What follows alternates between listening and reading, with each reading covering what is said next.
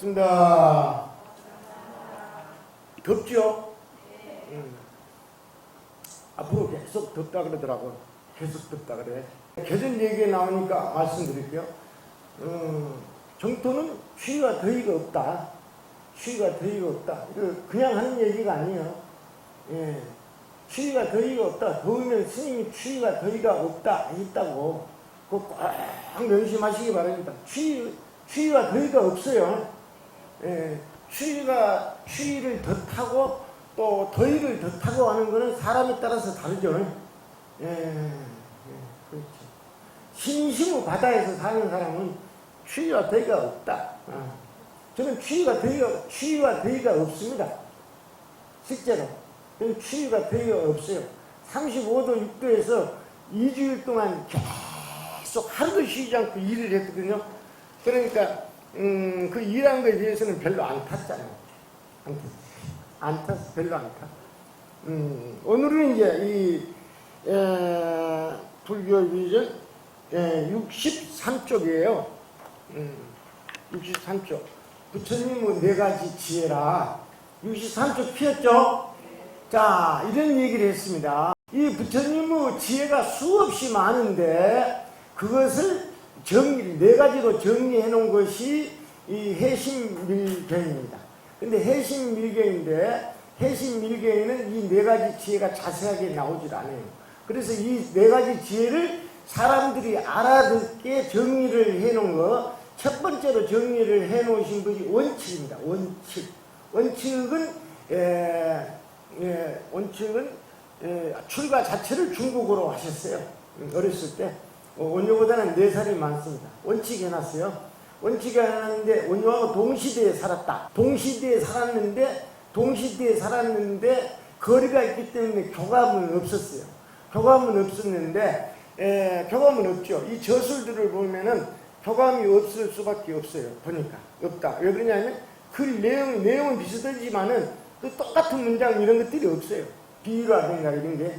그래 이제 원칙이 4가지 지혜를 썼는데 교감이 없는 상태에서 원효가 이 4가지 지혜가 너무 중요한데 이것을 세상에 알려야 되겠다 해가지고 이제 이 자세히 쓴 겁니다. 그래서 이제 오늘 이제 다음부터는 이제 이 한두 가지 강의를 하고 부터는 원칙의 4가지 지혜 설명과 원효의 4가지 지혜 설명을 2개를 비교를 하면서 배울 거예요.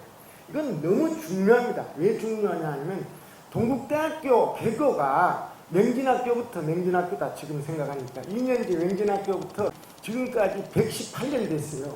그 중에서 이 118년 동안에 불교를 전공학자 선학을 한 하여튼 불교와 관련 있는 스님이나 제가 교수들이 얼마나 많겠어요. 졸업생들이. 그런데 여기 4가지 지혜에 대해서 확실하게 쓴 사람이 단 한 사람도 없습니다. 요거 들으라고 하는 얘기예요.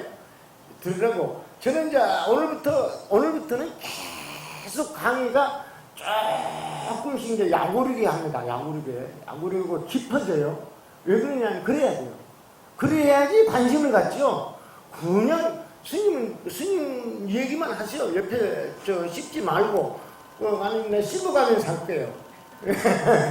씹어가면서 아주 중요한 얘기다. 자, 원효가 누구냐 그러면 원효 있죠. 그 다음에 이제 이 4가지 지혜를 설한 사람이 없다. 이것도 첫 번째 하나고. 그 다음에 이제 원효 있지, 원효의 전기.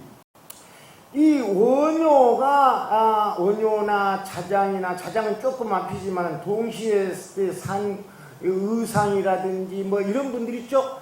지금부터 1300년 전에 우리나라의 불교의 선지식이라고 한 분들의 전기가 기록이 가장 많이 남아있는 사람이 누구냐면 원효예요. 원효. 굉장한데. 의상은 이 왕조구 출신이고 그렇지만 기록이 얼마 남아있질 않아요. 어려서 무엇을 했는지 잘 모르고 그렇습니다. 공부한 과정도 별로 몰라요. 의상. 원효는 뭐냐면 설시면서 그 출신이 6두폰밖에 안 되는데 6두폰밖에 안 돼요. 그러면 서열이 낮다 이 말이에요. 그러니까 지금 뭐냐면 아무리 뛰어나도 면장까지밖에 못 오는 거예요. 면장까지밖에 못 옵니다. 이런 것들이 다 다 원효가 세상을 보고 있는 거야. 그런데 기록이 전설이 남아있든지 중국 기록이 남아있든지 한국 그 역사에 남아있든지 가장 많이 남아있어. 그러니까 이것을 자세히 보게 되면은 원효의 삶을 정확하게 판단할 수가 있어. 그런데 원효 있죠? 원효의 이 전기를 긍정적이고 그 다음에 우리 이 한국 불교사, 그 다음에 민족사, 그 다음에 한 위대한 인간의 역사를 쓰면서 후세에 길이길이 빛나게 쓴 거는 불교 안에는 아무도 없어요. 스님이든지 불교 안에 불자라고 한 사람들이 쓴 건 하나도 없고 불교 밖에 불교를 좋아하는 사람들이 쓴 분 하나 있어요. 좋아하는 분들이 원효에 대해서 역사를 바르게 썼다 이 말이라. 예. 딱 그분 한 분하고 나하고 만난 적이 없는데 둘이 교감을 해. 나는 그분의 책을 본 적이 없어. 전혀 본 적이 없고 뭐냐면 본 적이 없어요. 만약에 있죠. 여기는 얘기하고 시작할게요. 만약에 이 박사를 따고 유학을 가가지고 유명한 라이센스를 갖고 했다 하자. 명예도 있고. 머리 있지. 지능지수가 원래 필요 없는 거야. 그냥 지능지수가 하버드대, 옥스퍼드대에서 박사를 받은 사람하고 나하고 지능지수가 거의 같다, 그래 비슷하다 그러면 그러면은 원효를 연구를 하면은 그 사람이 뛰어날까 내가 뛰어날까. 나는 오른권에 있는 놈이고 그 사람들은 유학을 많이 가고 했잖아. 그러면 그 사람이 뛰어날까 내가 뛰어날까. 그 사람이 뛰어날까 내가 뛰어날까. 그럼 100% 제가 뛰어납니다. 이건 100% 제가 뛰어납니다. 왜 그러냐 그러면은 들어보세요. 머리가 똑같다 그러면 지금 어떤 사회냐 그러면 제가 출국해서 40년 전부터 시작을 해가지고 모든 정보가 있죠. 인터넷으로 전부 다 가능합니다. 우리가 옥스퍼드대, 하버드대, 도서관까지 다 들어갈 수가 있습니다. 자료가 보고 싶으면. 그리고 원효에 대한 자료, 세계적인 자료를 내가 어른꼴에서 전부 다 받아볼 수가 있어요. 그리고 우리나라에 있는 논문 있죠? 논문. 근대사 100년 이후에 원효에 대한 논문은 전부 다 있어요. 무슨 전남대에서 했든지 서울대에서 했든지 우리나라 전체 교수들이 몇십 년 동안 원효에 대한 논문을 쓴 거 있죠? 그건 저한테 전부 다 했거든. 그것만 다 보고 내가 시간이 많잖아요. 애들 키울 일도 없잖아요. 마누라하고 싸울 일도 없잖아요. 그렇죠? 그러니까 공부하는 거야. 그 사람들은 아무리 원효 연구를 해도 이것저것 해야 되잖아요. 이것저것 할 일이 많아요. 그러니까 그러면 원효를 가르쳐주는 뛰어난 스승이 있어야 되잖아요. 우리 앞에 스승이 없어요. 스승 없어. 논문을 보고 자료 있죠, 자료만 정확하게 근거를 이 사람이 추출했는가 이것만 내가 보면 되지. 나를 한국에서 원효를 가르칠 사람이 없어요. 나뿐 아니고 누구든지 가르칠 사람이 없어요. 자기가 어떻게 배웠어요? 배운 적이 없어요. 그렇습니다. 그러니까 이 뭐냐면 원효에 대한 전기를 그대로 따라 쓰는 거야. 한국의 불교를 위해서 또 한국의 역사를 위해서 저렇게 간절한 사람이 있는데 그 사람도 나처럼 빽이 없거든요. 그래서 계속 자천 다니고 있는데 이런 사람이 귀한데 내가 한 20년 가까이 이 사람이 귀한데 언제 한번 만나보자 했거든요. 가서 고생한다고 그냥 천명이라 근데 책도 주면서 원효에 대해서 원효의 생애에 대해서 나오고 너무 공감이 많아가지고 직접 앉으면 만나려고 계속 이제 이렇게 미리다 못 갔는데 얼마 전에 그 정년퇴직을 무렵에 지금 상을 받았거든요. 우리 학교 인문학의 공헌은 상을. 그래서 제가 이제 안 가. 상 받았으니까 위로가 됐어요, 자기. 이분이 박근혜 선각교 교수인데 이분 혼자 아주 하여튼 뭐 나보다 좀 못생기세요. 아, 나보다는 잘생겼다. 하여튼 볼품이 없어요. 공부만 하고. 그런데 이 불교 안에서 있죠. 불교 안에서 공부한 사람들이 그 뭐냐면 세계적으로 원효를 알릴 만한 사람들이 단 한 명도 없어요. 원효 역사를 쓰는 것들이 전부 웃기는 거야. 이런 얘기입니다. 그래서 이제 오늘은 이제 예를 들면 이런 거예요. 원효가 해골물을 마시면서 깨달았다 있죠? 이건 많이 아는 것이죠? 예, 요건 가짜다. 요거는 중국에서 조작한 것이다. 이 말이야. 저 책에 자세히 써놨으니까. 그러면 내가 이거 잘못됐다 해서 지금 오늘까지 하면 또 여러 번을 막 4번, 5번, 6번 계속 유튜브에서 욕하고 막 이 교수들, 스님들 욕하고 한 거 있거든요. 요거 심하게 하거든요.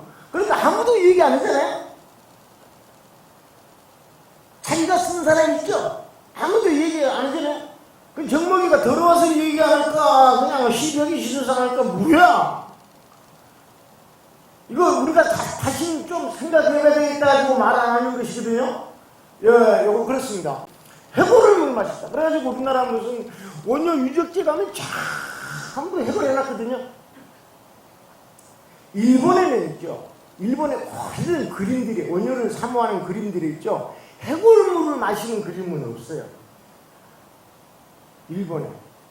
일본에는 내가 생각한 그 그림을 그려놨거든요. 그게 뭐냐면 해골물을 마시는 것이 아니라 뼈를 보는 겁니다. 어찌냐면 뼈를 못 봤는데 아침에 뼈를 보고 오늘 저녁에 하루 이틀 동안 2번째로 동굴에서 자면서 뼈가 생각나거든요. 뼈가 생각나면서 해골 머리뼈가 생각나면서 귀신이 떠오르거든요. 이걸 바로 유시구돌이에요. 유시구돌이지 물을 먹고 해골물이었네 그러면서 구역튀기를 했다. 이건 유시구돌이가 아니에요. 이건 중국에서 지어낸 거예요. 중국에서 내가 가장 좋아하는 사람이 지어냈어요. 내가 가장 좋아하는 사람 중에 한 사람이 지어냈어요. 영명영수라고 종경록에서 지어낸 거거든요. 그래서 지금 그 사실을 알고부터 영명영수 안 좋아해요. 그래요. 그 역사를 위해서 조작하는 겁니다. 역사. 중요하거든요. 우리 무시론 나라 사람들이 지나가지고 한 6,000년 후에 그 기록에 의해서 우리가 새로 인식할 수 있도록 그렇게 알아버릴 수 있도록 그 역사를 조작해가지고 해놓은 겁니다. 그렇게 아시면 돼요. 그런데 그걸 지금 해골물 마시는 그림을 그리고 글을 쓰는 사람들이 전부 동국대학교 교수들입니다. 동국대학교 교수들이에요. 이 열받치는 일이에요. 그래. 그 다음에 이제 그건 거짓말이다. 그건 지금 얘기 안 하려고 그래요. 안 하고 그 다음에 이제 원효가 파괴를 했다 이 말이죠. 파괴를 했다는 거는 우리들이 인식하는 그런 파괴는 아니다 이 말입니다. 예? 파괴. 왜냐면 파괴를 한 적이 없어요. 그것만 아시면 돼요. 해보면 거짓말, 조작, 파괴. 우리들이 인식하는 파괴는 아니다. 그러니까 간단히 말하면 이런 겁니다.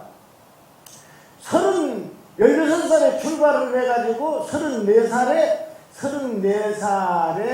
오도를 했어요. 오도. 내하고 이번에 상 받은 그분하고 둘이만 34살에 오도를 했다는 거야. 깨달았다는 거야. 예? 한국 불교에 20명이든지 30명이든지 100년 몇 살 동안에 45살에 오도를 했다고 하는 겁니다. 이게 모든 기록에 나와 있는 거예요.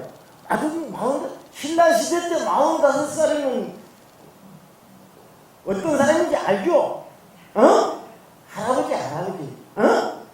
여러분이 그때 45살이면 뭐야? 할머니라고요. 그러니까. 그리고 원효가 당나라 유학을 왜 가려고 그러냐면은 현장의 신학문을 배우러 가려고 그랬어요. 34살 때 가려고 할 때가 현장이 인도에서 돌아온 지 5년째 되는 해요. 5년째 되는 것도 간절한 사람이 가는 거는 이제 늦은 거예요. 여러분들이 막 나한테 보고 싶다 근데 보고 싶다고 한 지가 10년째 돼가지고 찾아오는 그놈하고는 난 얘기 안 해요. 그건 간절한 게 아니니까 거짓말이지. 그죠? 아시죠? 역사가 읽혀지겠어야 돼. 45살에 가려고 했으면 현장이 인도에서부터 돌아온 지 귀국한 지 10년 만에 귀국한 지 18년? 귀국한 지가 15년 되네. 15년 되네. 우리나라 지금 역사가 그래요. 그것이 해골물하고 다 관계되고 파괴하고 다 관계되는 거예요. 제가 생각하는 거는 원효가 34살에 오도를 해가지고 35살에 환석을 했어요. 환석을 했어요. 환석을 했는데 이 환석은 모든 기록들이 고선사 비해가 나오는데 고선사 서당화산 비해 나오는데 이것이 1968년 1915년에 한 번 발견되고 1968년에 발견됐거든요.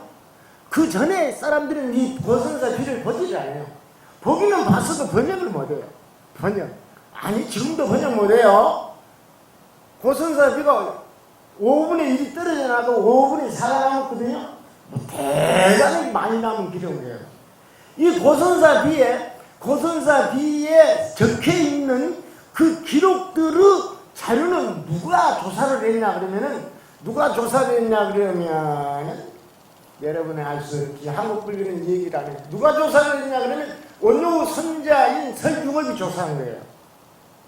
설중업이.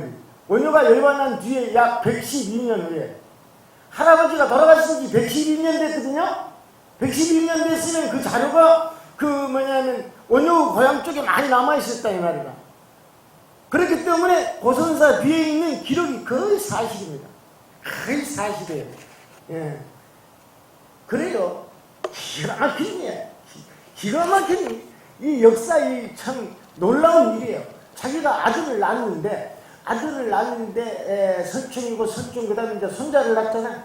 근데 원효 역사가 완전히 묻혀질 그 위기에 놓여 있었는데 설충이 그 일본 설중업이가 일본 사신으로 가가지고 그 할아버지 명성을 듣고 돌아와가지고 지금 같으면은 뒤에 흥강왕인데 육군 장로총장하고 같이 맞먹는 분이에요. 흥강왕이. 근데 그분한테 할아버지 명성을 얘기를 하면서 자료를 좀 모아봐야겠다. 그래 모아라 그랬는데 모아놨는데 이 나라 안에서 좀 하도 이 스님들이 반대가 심해가지고 비를 못 세우고 한 20년 뒤에 다시 세우게 되는 겁니다. 자 그런데 멍텅이가 많다는 말이야. 반드시 제가 이제 한번 써서 전부 이제 알렸는데 별로 사람들이 관심을 안 가져요. 너무 많이 틀리니까. 너무 많이 다르니까 자기들이 쓴 거하고 너무 많이 다르니까 이 책 까고만 봐도 알레르기가 생겨. 다시 한번 또 쓰려고 그래. 다시 쫙 해가지고. 자, 그 다음에 이제 뭐냐면 원효가 이제 역사가 아까 이제 뭐냐 한번 짚고 넘어가겠습니다. 저기 뭐냐면 해골물을 마셨다. 그거 가짜다. 중국에서 원효를 비하하려고 조작한 것이다. 이 말이에요. 그래서 쫙 근거를 내가 받아놨어요. 중국은 가지도 않았는데 갔다 그러고 중국 그러면은 그래놨어요. 종경록과 인간록이라는 게 두 군데가 나와 있어요. 두 번째 파괴라는 거에 대해서 다시 생각을 해라는 거예요. 파괴. 35살에 34살에 환속은 이유가 적혀져 있어요. 비문에 이 책 302페이지에 써져 있어요. 비문에. 특히 승거 안에서 스님들이 사람을 못 살게 하니까 집에 돌아가 거사가 되어 있다고 나왔거든.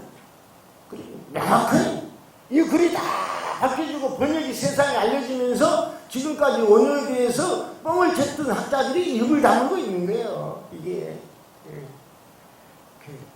우리나라 사람들 벨론이야. 벨론들이 많아. 중국이나 일본이나 미국이나 이런 다른 나라들은 그 역사를 새롭게 쓸 때가 있죠. 역사를 정리할 때 가능하면 자기 나라 민족을 위해 가지고 또 그다음에 그 후손에게 또 귀감이 되게 역사를 쓰려고 그러거든요. 근데 우리나라에 계속 씹는 사람들이 있어요. 이전 때부터 그랬어요. 사색 땅파고 지금도 역사를 지금 자꾸 씹는 사람들이 많잖아요. 씹는 사람들이. 근데 대통령이 생각이 없으니까 이걸 정리를 못해요. 계속 사고만 쳐요. 대통령이 인문학적으로 아주 부족한 부족한 사람이야. 이게 실제로 인문학적으로 부족한 사람들이에요. 이명박부터 인문학적으로 부족한 사람들이에요. 이명박, 박근혜, 그 다음에 누구야? 문재인? 또 누구야? 윤석열? 이 지도자는요, 이 세계관이, 역사관이 분명해야 돼요. 세계관, 역사관이 분명해야 돼요. 예.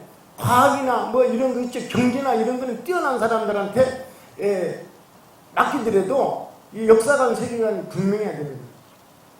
이제 가짜가 많은데 그 중에 하나가 뭐냐면, 원효가 30, 오늘 제목이 뭐냐면, 원효의 혁명적 사유야. 원효의 혁명적 사유. 35살에 자기 집으로 갔어요. 자기 집이 경산 자인면입니다. 자인면에다가 초계사라고 이름을 지었어, 절을. 자기 아버지, 할아버지가 살던 집을 초계사라고 이름을 지었다. 왜 그러냐면 초계사예요. 내가 처음으로 마음 놓고 법을 한번 펴겠다 해가지고 초계사입니다. 초계사. 처음으로 마음 놓고 법을 펴겠다니까 16살에 해가지고 그 뭐냐면 깨달은 바가 있고, 지금도 깨달은 바가 다 지금까지 많이 썼지만 확실히 열린 것이 34살인데 이것을 마음대로 얘기를 못해요. 일체경계는 본래 일심이랄까, 이 정토라고 하는 건 정토. 모든 경전은 정토를 위해서 살아가는 것이다. 금강경이든지 법화경이든지 하한경이든지 전부 다 방경이라고 그래요. 방경. 정토를 경경이라고 그러고, 전부 금강경, 법화경, 하한경 이런 것들은 전부 다 정토를 깊이 이해하기 위한 방경이라는 거야. 근저방문이라 이 말이야. 이를테면 요즘 말로 말하면 알아듣겠죠? 이렇게 이 정토 조사들은 이렇게 강력한 거예요. 강력한 겁니다. 그래서 공개적으로 이 방송국에 한번 세워놓으면 아주 골치 아픈 거예요. 예? 그냥 이제 조용히 얘기하는 게 아니고 이제 깊어지면은 자기 확신을 드러내면 굉장히 굉장한 거예요. 아니 선이 깨달아가지고 정토에 태어나야지. 선 깨달으면 공중에 날아다니냐? 선 깨달아도 사는 곳이 있을 거 아니야. 그렇죠? 그건 정토라 이 말이다. 자, 그렇다 그러고, 자, 원효가 35살에 집에 갔다고 생각해요. 초계사. 그래서 쭉 이제 이 뭐냐면 그 제자들을 10명의 대사를 중심으로 해가지고 전국에서 공부를 하러 오는 사람이 있어. 경산에. 그래서 이제 방을 크게 만들어가지고 기와집인데 절이 아니잖아. 절이 아니니까 이제 그 목수들이 있어, 목수. 10명의 대사 중에 아주 뛰어난 목수들이 있어요. 그래서 우리가 뭐냐면 이 들어오는 대문은 멋있게 하나 만들자. 그 목수들이 뛰어나니까. 요즘은 목수가 아니야. 그래서 대문 있죠? 절에 들어가는 문, 그걸 멋있게 만들어 놨어요. 그래 놓고 초계사 한 판을 지었다 이 말이야. 매일 이 원효를 하려면 그 경산에 초계사를 한 달에 몇 번씩 가야 돼. 그래야 된다니까. 내가 그렇게 갔다니까. 낮에 가냐? 밤에 가지, 밤에 계속 가는 거 왔다 갔다. 그래서 원효의 집을 내가 다 그려. 다 화장실이 어디 있는가, 그 집이 어디 생기는가, 대부분 그거 다 그린다니까, 내가. 하도 자주 가니까. 그 가는 데가 황토길이라, 황토길. 집을 넘어가는 데가. 그래가지고 내가 다니면서 막 황토 옷이 젖어가지고 난리가 나고 그랬어요. 무슨 말인지 잘 모르지? 근데 이제 원효가 환속을 해가지고 40살쯤에 쭉 생각을 했는데 이 노래를 부르고 다녔다 이 말이다. 이 글은 어디에 나오냐 그러면은 향전에 나오는 거예요. 정사에 나오는 게 아니고, 정사 역사책에 나오는 게 아니고 향전, 동네에서 전해오는 말들 있죠? 그게 나오는 거예요. 그게 나오는데 이 얘기를 또 누가 썼냐면 이런 스님이, 고려 때 이런 스님이 이 뭐냐면 우리나라를 7바퀴를 돌았거든. 삼국 유사를 쓰려고. 삼국 사기에 들어있지 않은 많은 그 야사들을 쓰기 위해서 한국을 7바퀴를 돌았습니다. 이런 스님이. 대단히 연세가 70이 넘어서 그랬어요. 근데 이 뭐냐면 원래에 관심을 가져가지고 이쪽에 가서 이 얘기를 조사를 많이 했어요. 그런데 여기에 이제 향전에 나오는 이 얘기가 그때가 나이가 몇 살쯤이냐 그러면 40살쯤 되는 걸로 제가 추정을 해요. 40살쯤. 수허 몰가부 아작 지천주다. 누가 숫자 누가 허락하셨는가, 빌려주겠는가, 허락하셨는가 이 말이야. 몰가부야. 몰자는 빠질 몰자이면서 없을 무자하고 같은 거예요. 몰가부. 자루 없는 도끼를 빌려주겠는가 이 말이야. 누가 자유 없는 도끼를 빌려주겠는가. 아자 지천주. 내가 하늘을 바친 기둥을 찍겠다. 제가 젊어서는 한 12, 13년 전에는 이 작을 찍겠다라고 번역을 했어요. 찍어버리겠다. 그때 이제 내가 힘이 더 강하고 또 열정적에서 찍겠다고 번역을 했는데 이 작년인가 내 책에는 찍겠다고 번역을 안 하고 다듬다라고 번역을 해요. 사람이 많이 부드러졌어요. 부드러진 게 이게요. 이것도 그 시대적 배경, 자기 성격 이래서 번역도 달라지는 거예요. 자, 그러면 이렇습니다. 지금 이 해석을 한국의 아까 그 서울대학교 교수라 그랬죠? 그 교수하고 나하고 교감형이 나하고 똑같이 번역을 했어요. 비슷하게. 그러고 다른 사람은 다 어떻게 번역을 했냐면은 누가 자리 없는 도끼를 빌려주겠는가. 내가 하늘을 바친 기둥을, 지천주가 하늘을 바친 기둥이에요. 기둥을 가듬겠다, 찍어버리겠느라 이렇게 번역했는데 그 뜻을 해석을 어떻게 했냐면 이것이 원효를 이해하는 데 아주 중요한 거예요. 그래서 이 하나가 원터로 틀리면 원효 역사가 다 틀리다는 걸 얘기하려고 그러는데 지금 원효를 이해하는 학자들은 1, 2, 3, 4, 5, 6까지 엉터리야. 그러니까 하나도 지금 뭐냐면은 믿을 수가 없는 상황이라. 예. 결정적으로 해골물 틀리고, 그 다음에 45살에 유학 갔다는 것 잘못된 것이고, 그 다음에 이제 논란이 많은 이거 뭐냐면, 그때 있죠? 이 말을 듣고 아무도 못 알아듣는데 무열왕이 이 말을 알아들었다는 거야. 이 말을 어떻게 무열왕이 알아들었냐 그러면, 무열왕이 이런 말을 개성을 알아듣고 그럴 정도로 뛰어난 사람이 아니에요. 근데 이제 뒤에 이제 이 무열왕이 그렇게 이해를 했다고 붙일 만한 이유가 있어요. 무열왕이 어떻게 알아들었냐 그러면, 아이고, 원효 대사가, 이제 한속을 했지만 대사님 그러는 거예요. 대사님은 높은 말도 아니고 우리나라 낮은 말도 아니에요. 예? 시골에 가면 나보고 대사님이죠. 요거는요, 약간 빈정되는 얘기예요. 그렇게 하면 됩니다. 나를 대사라고 하면 대사님 이렇게 안 불리지. 목소리 자체가 틀리지. 근데 이제 저 대사가 귀부인을 얻어가지고 아들을 얻고 싶은가 보네. 이렇게 이해를 했다는 거야. 이건 뒤에 사람들이 만들어낸 건데, 이 사람들의 해석은 뭐냐면, 자료 없는 도끼 있죠? 자료 없는 도끼, 그림 알죠? 안 그려도 되죠? 자료 없는 도끼를 여자의 성기로 본 거예요. 그리고 자루를 갖다가 남자의 성기로 본 거예요. 여자의 성기 이름이 뭐죠? 오늘 시원한가 더운가 나가 여러분 열받게 하려고 시원하게 해줄까? 여자의 성기 이름이 뭐예요? 몰라? 여자가 모르냐? 남자의 성기 이름은 뭐예요? 뭐요? 참나. 고추는 애기들 이름을 보고 고추라 그래. 그래. 원래 이 상말이 아닌데 이 중이라는 것이 상말이 아니에요. 그쵸? 모여 산다. 중생은 무슨 말이에요? 중생은 무슨 말이에요? 여러분 우리 중생이라 그러잖아. 왜 중생이라 그래요? 나는 모를 줄 알아요, 여러분들이. 원래 몰라, 여러분들.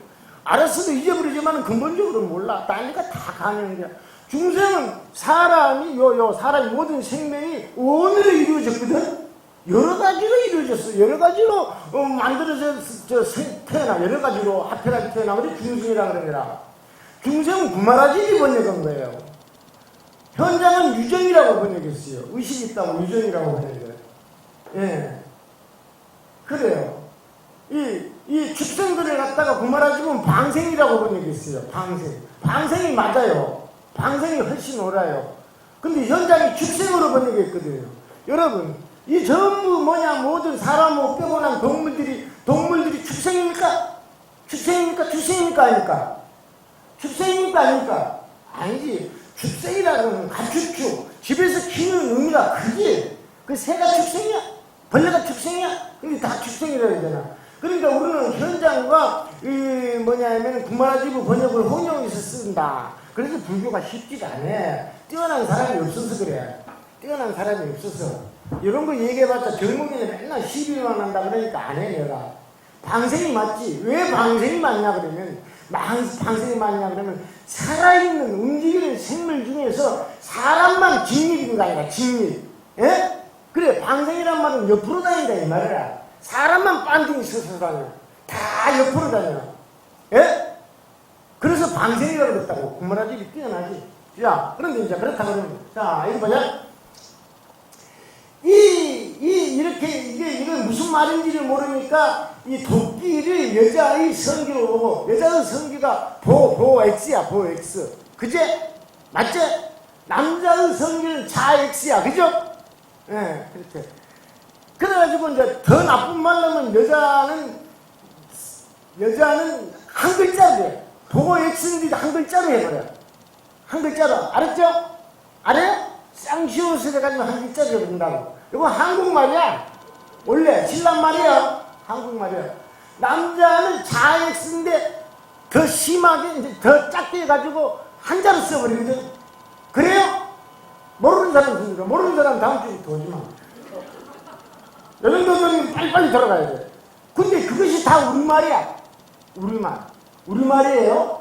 그래, 여자는 그 잘 모르고 있어야 돼. 그래서 보엑스라 그러는 것이고, 이제, 그래, 시집을 가면 이제 그 보호하는 것이 이제 깨져버려. 이제 포기해버려. 그래서 이제, 젖어버려. 그래서 이제 습지라 그래, 습지. 습지를 줄이면 이제 이 글자가 되는 거야, 습자. 그래가지고, 남자는 이제 딱 항상 남자는 든든해야 돼. 특히 수행자들은 이게 자본을 가지고 든든해야 돼. 그래야지 정력의 힘이 있는 거야. 이거 없으면 절대 정력은 들어갈 수가 없어. 절대 들어갈 수가 없어. 지 할 짓거리 다, 먹을 거 다 먹고 재색을 즐기면은 절대 들어갈 수가 없어.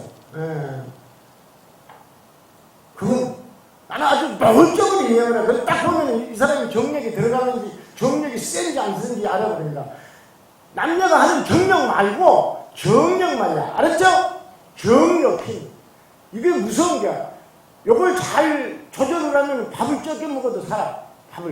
나처럼 밥을 적게 먹어도 이걸 밥 한 그릇보다 훨씬 큰 거야.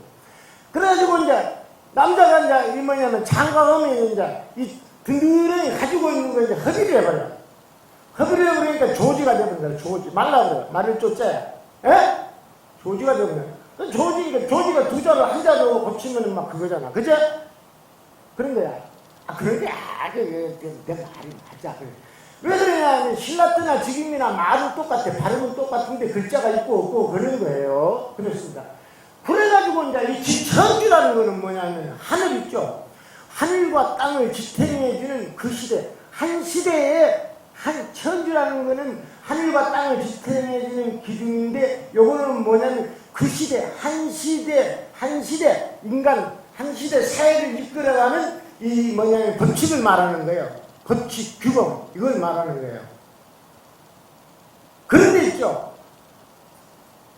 제가 해석한 거하고 그분이 해석한 거하고 그 근거를 근거는 조금 차이가 나는데 약간 미세하게 차이인데 내가 놀래버렸어요. 놀려버렸다. 그래서 스님이 쓴 거하고 같은 책이 있다 그래가지고 누가 사줬어요. 그 책을 사가지고 나한테 보내줬는데 뭐냐면 도끼는 권력을 뜻하는 거예요. 도끼. 우리나라 사전에는 없어요. 중국 하남 대사전에 보면 나와요. 도끼는 권력을 뜻하는 거예요. 자루는 뭐냐면 자루는 지혜를 뜻하는 거예요. 지혜를. 그 권력을 가지고 있으면서 지혜를 잘못 쓰면은 무슨 알죠? 도끼 완전 그냥 개망랑이 되어버린다니까. 그래서 원효는 권력이 없잖아요. 지혜는 뛰어나잖아요. 그러니까 뭐냐면 이미 깨달아가지고 이 시대가 한국이 그 다음에 삼국통일해가지고 이 민족이 가야 될 그 뭐냐면 이 패러다임 지금 말하면 패러다임이라 그래요. 한 시대를 이끌어가는 이 법칙 이것만 이게 패러다임. 그럼 지천주라는 거는 원시시대부터 지금까지 다 있는 거예요. 원시시대는 원시시대로의 그 뭐냐면 인식체계가 있는 거예요. 인식체계라 그래. 인식체계. 예, 다 구체적으로 말하면 있죠. 이 패러다임을 아주 구체적으로 말하면 뭐냐면 사물을 보는 방법과 규범을 말해요. 사물을 보는 방법과 규범을 말해요. 오늘은 이제 완전히 이 사상체계가 완성이 됐거든요. 그래서 이때쯤 이제 원효가 가지고 이 패러다임이 뭐냐면 승가의 패러다임 있죠? 승가 안에서 이 인식체계, 이 사람들이 가지고 있는 사고, 그 다음에 승가 밖에 있는 사회 있죠? 사회 또 이 뭐냐면 인식체계, 사고. 이거 아주 잘못됐다는 거야. 뭐냐, 이런 겁니다. 왕족끼리 결혼을 하고 말이야. 왕족끼리만 결혼하고, 이런들이 김승기 뭔지 들끼리만 결혼하고, 옆에 들어오지도 못하게 하고, 그 다음에 또 윤회 사상이 깊어가지고, 뭐냐면 전부 그냥 왕들은 전생에 전부 보살이었다고, 막 칭찬을 하면서, 보살이었다고, 왕은 다 보살이라. 그러한 논리가 팽배했던 시대라. 이거 인식체계 바꿔야 되겠다. 내가 왜 이런 얘기를 하려고 하냐면, 이 인식체계를 바꿔야 되겠다 하는 그 중에 하나가 부처님의 지혜를 믿게 하는 거야. 예? 그래요. 인식체계를 바꿔야 되겠다. 그래가지고 어떤 말이야. 내가 권력을 빌려주는 권력이 없잖아. 권력 주면 지혜로서 지금까지 우리가 그 인식해온 이 사회, 규범, 이런 것들, 인식체계를 내가 아자 지천주, 하늘이 버티고 있는 이 기둥을 잘 해주겠다. 지금까지 그 낡은 그 인식체계를 깨버리겠다. 이런 뜻이래요. 이런 뜻이라고 보는 거예요. 왜 그러냐면, 이래야지 혁명적 사회가. 그러니까, 신라뿐 아니라 삼국통일이라도 자기가 이 민족이 가야 할 방향을 딱 정하는데 자신 있다고 생각하는 거예요. 중국이나 일본이나 인도나 이런 거 깨면 안 된다고 생각하는 거예요. 자기가 깨달은 게. 예. 이건 대단하다. 이 말을 기독교인은 할 수가 없어요. 신의 섭리를 가지고 이 세계 인류가 나갈 길을 만든다. 인식체계를 만든다. 이건 또라이야, 또라이. 근데 원효는 이 불교 안에 있다고 본 거예요. 예? 원효는 불교 안에 있다고 본 거라고. 그래서 뭐냐면 이거예요. 이 원효가 도를 깨치고 집에 있으면서 집에 있었어요. 집에 몇 년 동안 있으면 약 7년간 있어요. 7년간. 7년간 있으면서 그동안에 승가에 있을 때, 한속 안에 있을 때 그 좋아하던 친구들이 있었어요. 아주 가까운 친구들. 야, 대사님, 우리 저리 와서 좀 쉬세요, 쉬어. 예. 내가 나왔는데 가냐? 괜찮아요. 와서 쉬세요. 여기 사람도 안 옵니다. 그래서 가끔씩 가가지고 놀면서 쓴 책이 있어요. 그게 판비락론이에요. 55세 쓴 판비락론. 한석으로 했는데 절에서 썼다고 한 것이 그 책이 한 권이에요. 한석을 했으니까 초기에서 안 쓰고 다른 절에서 썼어요. 예. 그 판비락론이라고 이게 55세 쓴 게. 그러니까 불교는 어려운 점이 있어요. 판비락론은 뭐냐면 세계 있죠, 세계 1300년 동안 세계 87억 인구 중에서 단 한 사람도 번역이고 해석이 가능하지 않은 거예요. 예? 그 시도 얻은 사람이 시도 조금 자세히려다가 당연히 죽어버렸어요. 우리나라에 딱 한 사람인데 김성철 교수라고. 예. 그래가지고 내가 오래 살면 할게요. 오래 살면 할게. 이게 오래 살면 할게. 오래 살면 하면 내가 준비를 다 했어요. 이 책이 무슨 책이냐면 이 중국 대륙 그 다음에 동아시아를 완전히 왕처럼 대우를 받는 현장을 있죠. 처음부터 끝까지 작은 데까지 씹어버린 책이에요. 예? 현장을 논리적으로 지금까지 해온 잘못된 것들 그걸 씹어버린 사람입니다. 진짜요. 그게 많이 남아있질 않아요. 한 반 정도 남아있어요. 반 정도. 일본에 책이 있었는데 연장수가 한 장에 시절에 엿을 사줘가지고 다 연말뭉치 종까지 다 일본 놈들이 씹어먹어버리고 그 뒤에 그 중요한 책이라 해가지고 남아있는 거예요. 아직도 다른 데로 넘어가네. 이 말이에요 이게. 근데 언어가 난 중국 갈 필요 없다. 중국 나 현장 만날 필요도 없다. 마음껏 깨달았는데 내가 잠시 착각을 했네. 중국까지 갈 이유가 뭐가 있어? 안 가. 그러고 왔단 말이야. 오늘 그 사람이 그 천하게 쓸만한 여자 있으면 하나 빌리죠.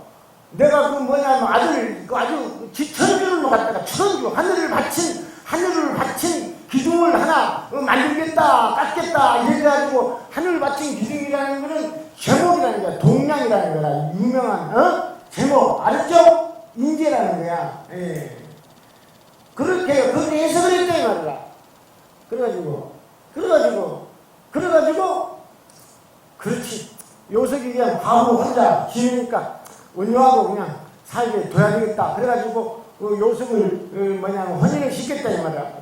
이 역사, 이 후왕들이 그 성인을, 그러니까 오늘은 아니지. 천박한 놈들이니까. 이렇게 천박하게 해석했다, 이 말이야. 전 세계에서 이런 일이 없어. 어쨌거나 말이야. 출가를 했든지, 아침에 파견을 했든지, 어쨌든지 간에 파견한 적이 없지만은, 그 인류사에 뛰어난 인문학적으로, 철학적으로 뛰어난 저수를 한 선조를 갖다가, 그렇게, 나 여자나 빌리죠. 내 생각에 아드나 놈, 뛰어난 놈 나올 거야. 이렇게 했더니 말이야. 이렇게 천박하게 예술하는 놈들이 한국 놈들이야. 한국. 그래야지. 일본에서나 중국에서나 이런 데서는 그렇게 해석 안 했으면 좋겠는데 시비를 왜 안 했냐. 저 새끼들 무식한 길로 가자면 가만히 놔두는 거야. 원래 그런 게 역사는 그런데요. 그냥 놔두는 거야. 대통령이 막 헛짓거려 모르잖아. 그럼 그 사람 괜찮은 사람이다. 그래서 박수 치고 그래. 일본이나 중국에서는 그렇게 그냥 구렁텅이에 빠져가지고 헤매게. 역사. 그래가지고 그러면 그 아들을 놓게 되면 없는 아들을 놓는 거잖아. 그렇지? 맞지? 그래야 안 그래요? 그렇습니다. 이 지천주라는 건 새로 세우는 게 아니야.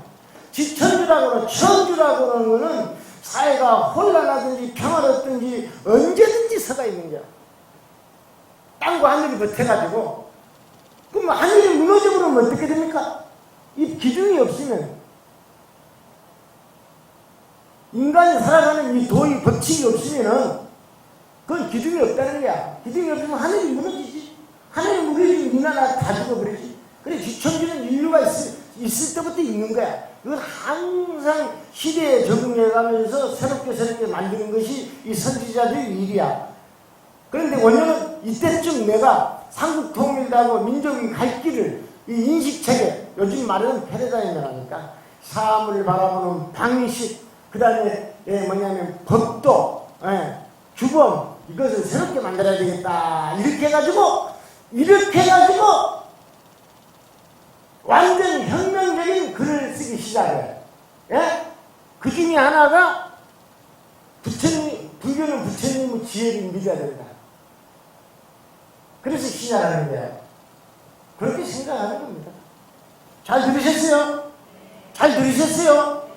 예. 자, 여러분, 지금까지 수업 올라가고 아작지천주 요거는 한국 불교사에서 자주 없는 도끼를 여자의 성기로 보고, 이 자주라는 거는, 그러면 자주 없는 도끼야. 요석이. 남자가 없으니까. 남자가 죽었어. 김의문이가 전쟁터에 가서 죽었어. 딸 하나 놓고 죽었어요. 딸을 하나 낳았어요. 죽었어요. 그런데 그렇게 보고 이 지천주는 내가 여자가 하나 있으면 아들 하나 놓겠다. 이렇게 해석을 했다는 거 아주 천박한 거다. 이 말이다. 천박해. 예, 그런데 요석공주는 권력인가 아닌가? 권력이지, 권력. 요즘에 요즘에 대통령 그 사이가 되는 거하고 달라요. 다르지, 요즘에. 예. 그때는 이 공주하고 혼인을 하게 되면은, 원래 혼인할 수 없는데요. 설씨가 김씨한테 혼인할 수가 없거든요. 근데 워낙 언어가 뛰어나니까 다 깨버린 거예요. 예, 깨버린 거예요. 신라 최초로 이 권력을 갖게 되는 거예요. 원효는 권력의 일부야. 예. 그래가지고 이 역사를 새롭게 써가는 것이지. 권력을 빌렸잖아요. 혼인한 다음날 새술에 가버렸다니까, 새술에. 그냥 다 지필로 한차하고 그냥 시중도 한차하고 시중도 필요 없으니 시중도 왔다 가면 그냥 요석공주한테 많이 죽으려고 지필로 가고 그 전쟁 시기에 지필력이 없고 그 다음에 또 이 경전이 없었으면은 그 촉에 대해서 글을 어떻게 쓰겠어. 그렇지. 그 첩들은 다 김유신이 갖다 준 거야. 김유신이 빨리 안 갖다 주면 대안이가 가가지고 전쟁도 안 하면서 이런 좋은 일이나 빨리 먼저 책 갖다 주라고 다 갖다 준 거예요. 자, 그래요. 역사를 재밌게 그냥 뚱뚱해지면 안 되고.